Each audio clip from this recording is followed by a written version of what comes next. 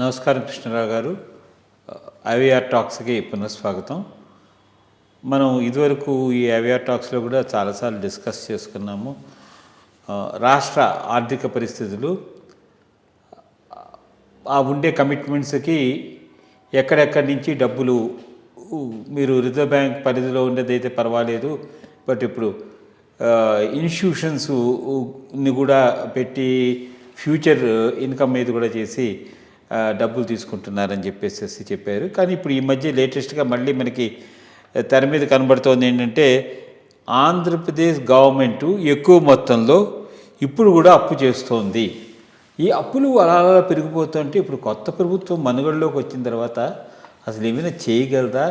దీనికి ఒక విధమైనటువంటి సొల్యూషన్ అంటే మేధావులందరూ కలిసి ఏ విధంగా ఈ అప్పుల ఉబ్బులోంచి బయటకు తీసుకొచ్చి ప్రభుత్వాన్ని నడపగలరు? దాని మీద ఒక చిన్న ఒకటి ఏంటి, ఈ మధ్య కూడా వీళ్ళు ఈనాడు వాళ్ళు దీని మీద పెద్ద హెడింగ్ పెట్టి ఏదో అంత ప్రళయం వచ్చేసింది, అప్పులు విపరీతంగా చేసేస్తున్నారు, అంత అయిపోతుంది అనే రకంలో రాశారు. యాక్చువల్లీ ఒక రకంగా ఆంధ్రప్రదేశ్ రాష్ట్రంలో జగన్మోహన్ రెడ్డి గారి టైంలో జరిగినటువంటి ఆర్థిక అరాచకం అయితే వాస్తవం. కానీ వీళ్ళు ఏ స్థాయిలో దాని గురించి ఏ రకంగా విపరీత ప్రచారం చేస్తూ ఉన్నారంటే అది కూడా కరెక్ట్ కాదు. రెండు దేంతో ఇప్పుడు అప్పులలో రెండు రకాలు. ఒకటి కేంద్ర ప్రభుత్వ అనుమతితో రాష్ట్రానికి ఆర్బీఐ సమకూర్చేటటువంటి అప్పు. ఇది రొటీన్గా జరిగిపోతూ ఉంటుంది. అది దానికి ఒక షెడ్యూల్ ఉంటుంది, monthly overall permission, central government permission లేకుండా అయితే ఇది చేయటానికి వీల్లేదు. ఆర్టికల్ 293 కింద కేంద్ర ప్రభుత్వాన్ని రాష్ట్ర ప్రభుత్వం అడగాలి, కేంద్ర ప్రభుత్వం పర్మిషన్ ఇస్తుంది. ఇచ్చిన తర్వాతనే ఆర్బీఐ ఈ అప్పులను రాష్ట్ర ప్రభుత్వం కోసంగా సేకరించడం అనేది జరుగుతూ ఉంటుంది. టెక్నికల్గా మాట్లాడితే అసలు ఏ రాష్ట్ర ప్రభుత్వం కూడా సెంట్రల్ గవర్నమెంట్ నుంచి అప్పు చేయటం కోసంగా పర్మిషన్ తీసుకోవాల్సిన అవసరం లేదు. అదొక ఇఫ్ యూ టెక్నికల్. బట్ 293వ ప్రకరణ ఏం చెబుతుందంటే, ఇప్పటికే కేంద్ర ప్రభుత్వం నుంచి ఏదైనా అప్పు రాష్ట్ర ప్రభుత్వం తీసుకొని తీర్చకుండా ఉంటే అప్పుడు తప్పకుండా కేంద్ర ప్రభుత్వం యొక్క పర్మిషన్ తీసుకోవాలి.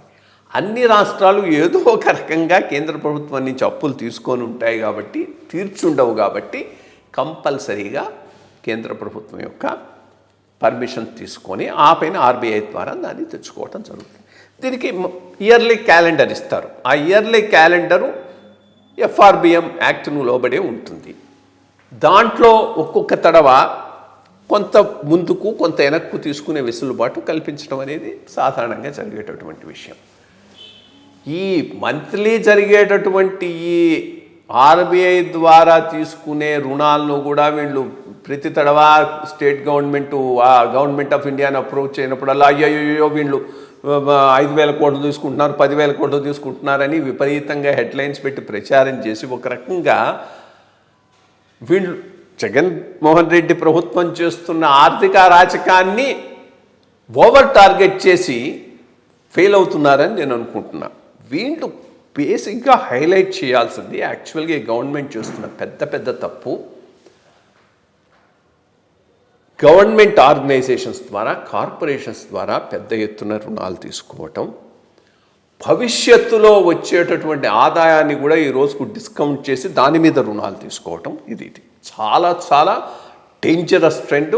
జగన్మోహన్ రెడ్డి ప్రభుత్వం చేస్తున్న ఆర్థిక అరాచకానికి పరాకాష్ట. జస్ట్ దీని మీద ఫోకస్ చేయాలి, దీని మీద ఫోకస్ చేసి దీన్ని ఎక్స్పోజ్ చేయాలి.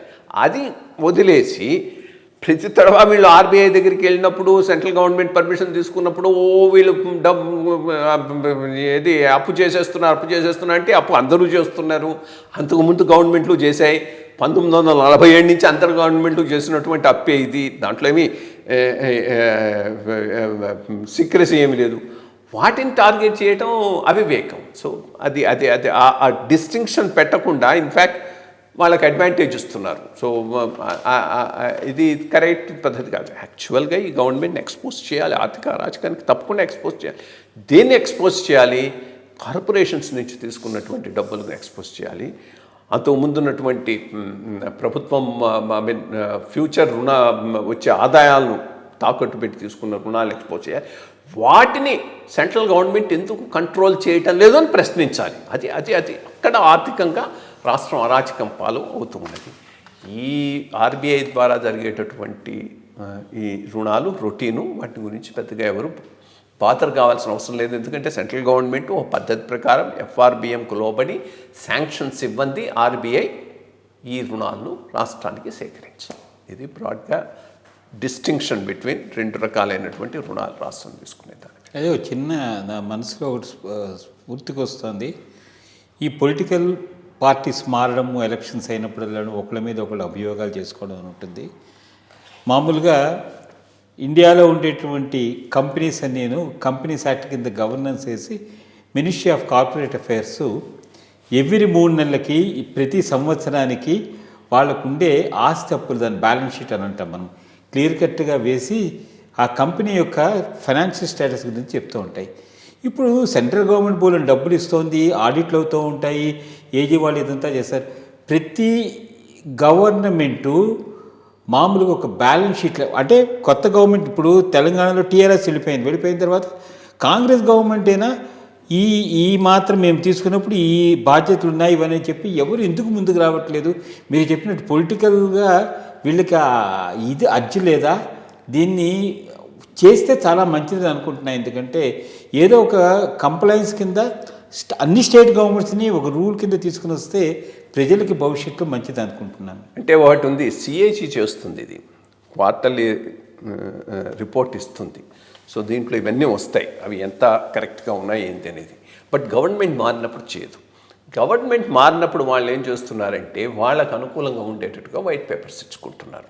కాస్త ప్రభుత్వం ఇంత చేసింది అందువల్ల మాకు ప్రాబ్లం వచ్చిందని చెప్పుకోవడానికి చేసుకుంటున్నారు. కానీ ప్రభుత్వం మారినప్పుడల్లా సిఏజీ సపరేట్గా ఆడిట్ ఏం చేయదు. బట్ వాళ్ళ రొటీన్ ప్రకారంగా క్వార్టర్లీ ఆడిట్ అవి చేసి సిఏజీ రిపోర్ట్స్ ఇస్తుంది, చదువుకోవాలి, అవి కాస్త పాపులేట్ చేసుకోవాలి. సో మంచి భవిష్యత్, ఆంధ్రప్రదేశ్కి మంచి రోజులు రావాలని ఆకాంక్షిస్తూ మీరు విషయాన్ని చెప్పినందుకు థ్యాంక్స్. నమస్కారం.